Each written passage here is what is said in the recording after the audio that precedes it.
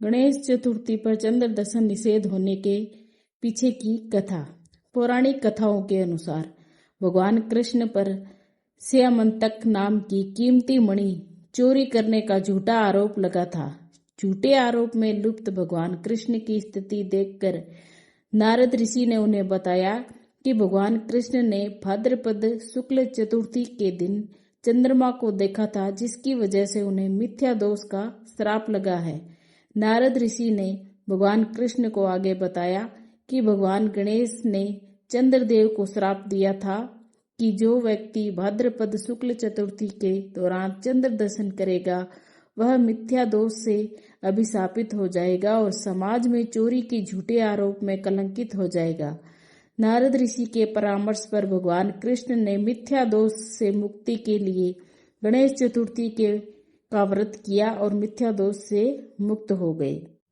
एक बार नंद किशोर ने सनत कुमारों से कहा कि चौथ की चंद्रमा के दर्शन करने से श्री कृष्ण पर जो लांछन लगा था वह सिद्धि विनायक व्रत करने से ही दूर हुआ था। ऐसा सुनकर सनत कुमारों को आश्चर्य हुआ।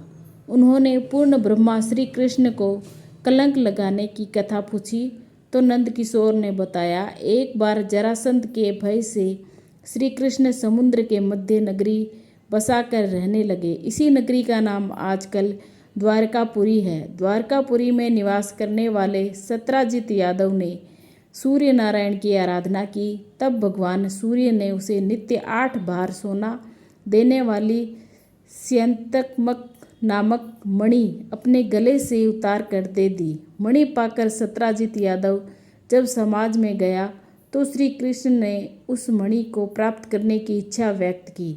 सत्राजित ने वह मणि श्री कृष्ण को न देकर अपने भाई प्रसेनजित को दे दी।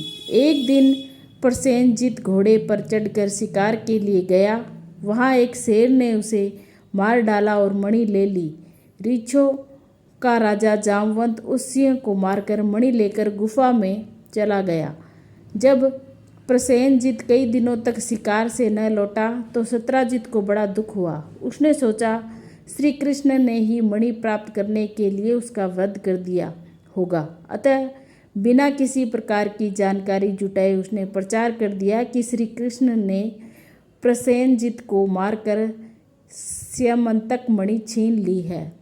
इस लोक निंदा के निवारण के लिए श्री कृष्ण बहुत से लोगों के साथ प्रसेनजित को ढूंढने वन में गए। वहां पर प्रसेनजित को शेर द्वारा मार डालना और शेरों को रीछ द्वारा मारने के चिन्ह उन्हें मिल गए। रीछ के पैरों की खोज करते करते वे जामवंत की गुफा पर पहुंचे और गुफा के भीतर चले गए। वहां उन्होंने देखा कि जामवंत की पुत्री उस मणि से खेल रही है। श्री कृष्ण को देखते ही जामवंत युद्ध के लिए तैयार हो गया। युद्ध छिड़ गया। गुफा के बाहर श्री कृष्ण के साथियों ने उनकी 7 दिन तक प्रतीक्षा की। फिर वे लोग उन्हें मर गया जानकर पश्चाताप करते हुए द्वारकापुरी लौट गए। इधर 21 दिन तक लगातार युद्ध करने पर भी जामवंत श्री कृष्ण को पराजित न कर सका। तब उसने सोचा, कहीं यह वह अवतार तो नहीं जिसके लिए मुझे रामचंद्र जी का वरदान मिला था। यह पुष्टि होने पर उसने अपनी कन्या का विवाह श्री कृष्ण के साथ कर दिया और मणि दहेज में दे दी। श्री कृष्ण जब मणि लेकर वापस आए तो सत्राजित अपने किए पर बहुत लज्जित हुआ। इस लज्जा से मुक्त होने के लिए उसने भी अपनी पुत्री का विवाह श्री कृष्ण के साथ कर दिया। कुछ समय के बाद श्री कृष्ण किसी काम से इंद्रप्रस्थ चले गए। तब अक्रूर तथा ऋतुवर्मा की राय से सतधनवान यादव ने सत्राजित को मारकर मणि अपने कब्जे में ले ली। सत्राजित की मौत का समाचार जब श्री कृष्ण को मिला तो वे तत्काल द्वारिका पहुँचे। वे सतधनवा को मारकर मणि छीनने को तैयार हो गए। इस कार्य में सहायता के लिए बलराम भी तैयार थे। यह जानकर सतधनवा ने मणि अक्रूर को दे दी और स्वयं भाग निकला। श्री कृष्ण ने उसका पीछा करके उसे तो मार डाला पर मणि उन्हें नहीं मिल पाई। बलराम जी भी वहां पहुंचे। श्री कृष्ण ने उन्हें बताया कि मणि इसके पास नहीं है। बलराम जी को विश्वास न हुआ। वे अप्रसन्न होकर विदर्भ चले गए। श्री कृष्ण के द्वारका लौटने पर लोगों ने उनका भारी अपमान किया। तत्काल यह समाचार फैल गया कि स्यमंतक मणि के लोभ में श्री कृष्ण ने अपने भाई को भी त्याग दिया। श्री कृष्ण इस अकारण प्राप्त अपमान के शोक में डूबे थे कि सहसा वहाँ नारद जी आ गए। उन्होंने श्री कृष्ण जी को बताया, आपने भाद्रपद शुक्ल चतुर्थी के चंद्रमा का दर्शन किया था, इसी कारण आपको इस तरह लांछित होना पड़ा है। श्री कृष्ण ने पूछा, चौथ के चंद्रमा को ऐसा क्या हो गया जिसके कारण उसके दर्शन मात्र से मनुष्य कलंकित होता है। तब नारद जी बोले, एक बार ब्रह्मा जी ने चतुर्थी के दिन गणेश जी का व्रत किया था। गणेश जी ने प्रकट होकर वर मांगने को कहा था। उन्होंने मांगा कि मुझे सृष्टि की रचना करने का मोह न हो। गणेश जी ज्यों ही तथास्तु कहकर चलने लगे। उनके विचित्र व्यक्तित्व को देखकर चंद्रमा ने उपहास किया। इस पर गणेश जी ने रुष्ट होकर चंद्रमा को श्राप दिया कि आज से तुम्हारा कोई मुख नहीं देखना चाहेगा। श्राप देकर गणेश जी अपने लोक में चले गए और चंद्रमा मानसरोवर की कुमुदिनियों में जा छुपा। चंद्रमा के बिना प्राणियों का बड़ा कष्ट हुआ।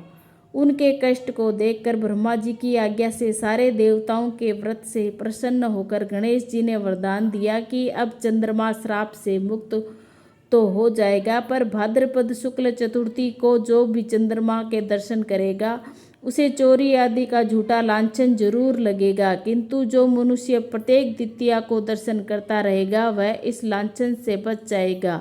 इस चतुर्थी को सिद्धि विनायक व्रत करने से सारे दोष छूट जाएंगे। यह सुनकर देवता अपने अपने स्थान को चले गए। इस प्रकार भाद्रपद शुक्ल चतुर्थी को चंद्रमा का दर्शन करने से आपको यह कलंक लगा है। तब श्री कृष्ण ने कलंक से मुक्त होने के लिए यही व्रत किया था। कुरुक्षेत्र में युद्ध में युधिष्ठिर ने भगवान श्री कृष्ण से पूछा, भगवान, मनुष्य की मनोकामना सिद्धि का कौन सा उपाय है? किस प्रकार मनुष्य धन, पुत्र, सौभाग्य तथा विजय प्राप्त कर सकता है? यह सुनकर श्री कृष्ण ने उत्तर दिया, यदि तुम पार्वती पुत्र श्री गणेश का विधि पूर्वक पूजन करो तो निश्चय ही तुम्हें यह सब कुछ प्राप्त हो जाएगा। तब श्री कृष्ण की आज्ञा से ही युधिष्ठिर जी ने गणेश चतुर्थी का व्रत करके महाभारत का युद्ध जीता था। बोलो गणेश भगवान की जय।